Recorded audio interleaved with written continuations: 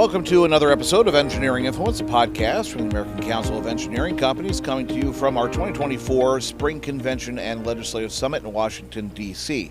And very happy to be joined by someone who is regular on the program, talking about technology and increasingly all things AI. Javier Baldor, he is President and CEO of BST Global. Javier, welcome back to the program. Excited to be here. Great to see you again, Jeff. So you're coming right off of the heels of a very successful AA conference in Orlando. It was Orlando, right? In Clearwater Beach. In Clearwater Beach. And we had a couple of staff members down there for the event, said it was fantastic. Tell us a little bit about the conference and what your takeaways were. Well, first of all, amazing event, all things AI. We termed it the BST Global AI Summit. We were blessed to have 14 visionaries from the industry across the world sharing how they're preparing for an AI-powered and data-driven future. Yeah. So it was fantastic. Fantastic. And you're looking at doing another one next May? 100%. It'll be May 6th, 2025 in Palm Beach, Florida. And the last time we spoke, it was in Austin. And you were coming off of a really successful panel at Austin at our fall conference. You held another one this time in spring, again on implementation of AI, actually turning it from theory into reality at firms. Tell us a little bit about that panel and how it was received. Well, two of them. Yesterday I spoke about the AI imperative, which really from a trailblazer's perspective, so really coming off the heels of our AI summit, I was able to paraphrase the wisdom of these 11 presenters, amazing presenters, in terms of how, again, they're preparing for an AI-powered future. I think it was very well received. I'll be shortly speaking about really a part two on how AI and big data is going to transform our industry. The update with regards to that is it's certainly all things AI, but certainly Gen AI has come to the forefront. We're seeing the prominence of it, the advancement of Gen AI, but also the risks, and beginning to think through how do you leverage the excitement, the power, and enthusiasm around Gen AI, for example, but also mitigate risk. And then lastly, how do you prepare your workforce? How do you upskill them for an AI-driven future? I was going to ask what's changed since we last spoke, but even this week you had OpenAI. I mean, I saw some of the videos. It was stunning. The fact that the one test case I saw was stunning was the use for someone who would be visually impaired, pretty much going around the city. They were in London, holding up a phone, saying, is the king in London, and having the program actually through the camera say, yeah, the royal standards on Buckingham Palace, aren't you lucky to be in London when the king's in residence, or helping him hail a cab. I mean, that visual aspect tying in now AI, looking at an environment and actually distilling it down to an answer, it's truly amazing. I mean, that has to have some kind of a future application for engineering. What do you think? It's unbelievable. I think what's lost on many people is the power and scale of what is happening right before us with Gen AI and these large language models. A bit of context. Version 3.0 of ChatGPT, they were working on it 2018, 2019. Fast forward to 3.5, 10 times more powerful. Yeah. Fast forward to 4.0, 10 times more powerful. Fast forward to what's anticipated with 5.0, 10 times more powerful. So you're talking about orders of magnitude, 1,000 times more powerful with proposed ChatGPT 5 than its earlier predecessor in 3.0. So it's just the scale and magnitude of these advancements is unprecedented. This is Moore's Law applied to AI. It's unprecedented, I might add. So who knows what's going to happen? At the beginning, and I hope people realize that we actually did this, and it wasn't somebody who we hired, but we did have those two videos. And it was a program online where we typed out a script, we matched it to a digital avatar, to a digital voice, completely synthetic, and created this introductory how to use an app video in 30 minutes. And, the uncanny valley is there. You can definitely tell it's fake. But at the same time, it worked for the purposes that we needed it for. It is truly amazing at how quickly this is advancing.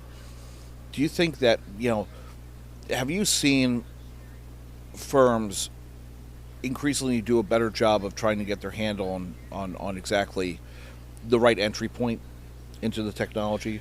Yeah, I think that many firms are trying to figure this out, but there's real life use cases. I mean, speaking of one firm in particular, Populous, that spoke at our AI Summit, unbelievable prompting with text to arrive at beautiful, stunning images of proposed projects, iterations of projects.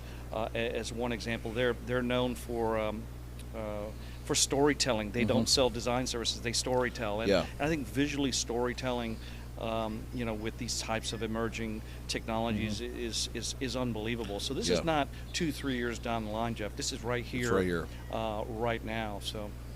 Yeah, it will be amazing for firms to be able to use that in the proposal process to actually, and cut the time it would take and the investment it would take to actually have these renderings and be able to give a client even more of a three-dimensional or 360 look at what a project could actually be through AI. Well, let me tag on to that. Another story, again, Marty Williams, CIO at H&TB, prominent ACEC member, really put together a tremendous business case. We're using an open AI service to mine past proposals, and he put a business case where they estimated that they spent about 50,000 hours a year pursuing projects, right? Yeah. And they found or estimated they could save about 20% of that time, so about 10,000 hours. Based on their win rate, which I think he chronicled about 72%, they average pursued about $5 million job. That could mean they could drive new sales on an existing sales force.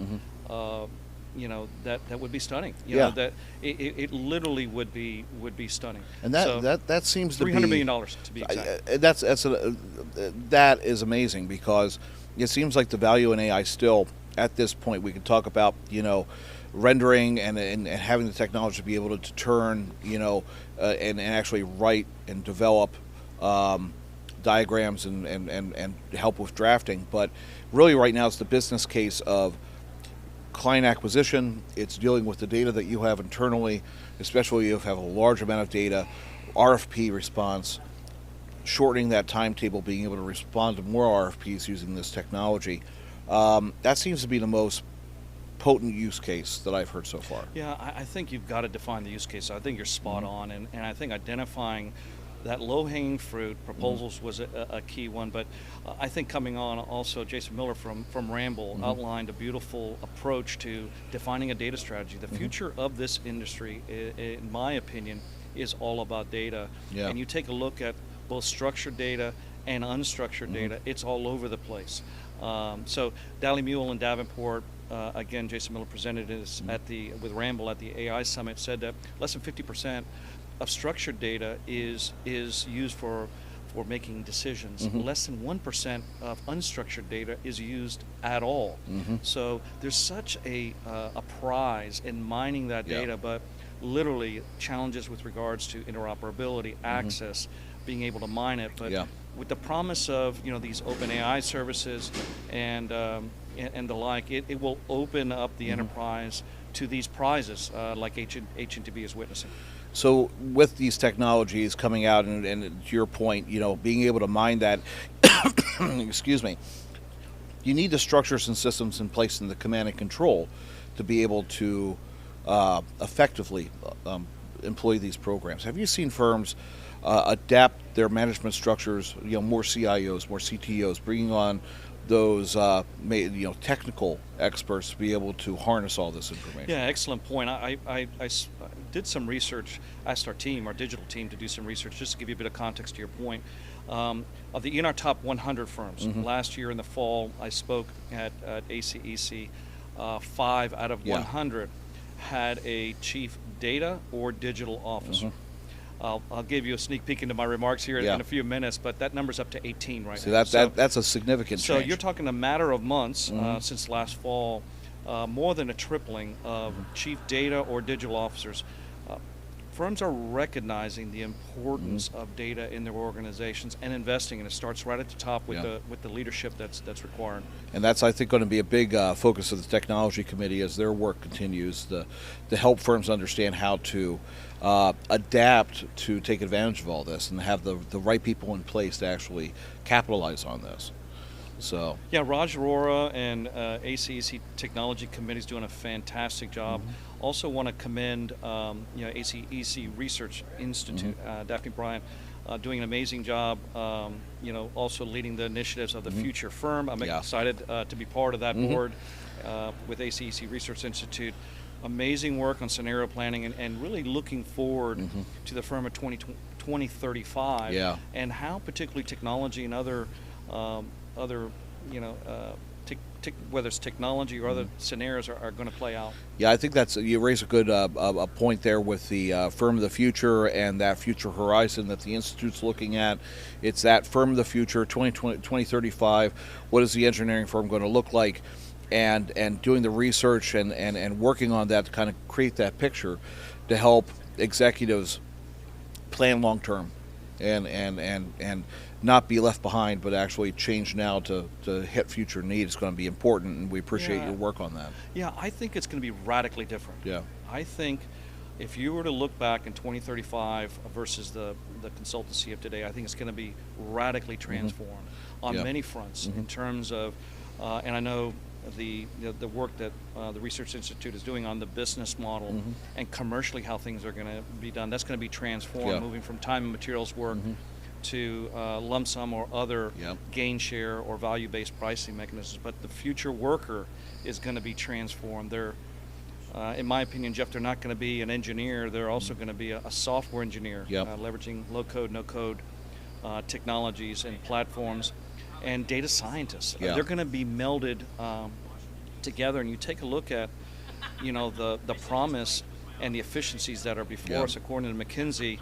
50% of work tasks will be automated by Gen AI between 2030 and 2060. So where does that meet? Where does that meet knowledge-based industries like ours, which are ideally suited for Gen AI, which can predict, with tremendous excellence, patterns in natural language. It's going to be interesting to see how collaborative and cross-functional these teams are going to be compared to how things are right now. But I agree with you. I think that the firm is going to look incredibly different in the future, and I think it's just not our industry only. It's going to be across industries, and it's good that we are at least getting out ahead of it and trying to get on the leading edge so we're not left behind. Javier, I also have to say happy birthday. Oh my goodness. Happy birthday. It's great to be able to celebrate it here and have you on the program for it. And I really do appreciate your time.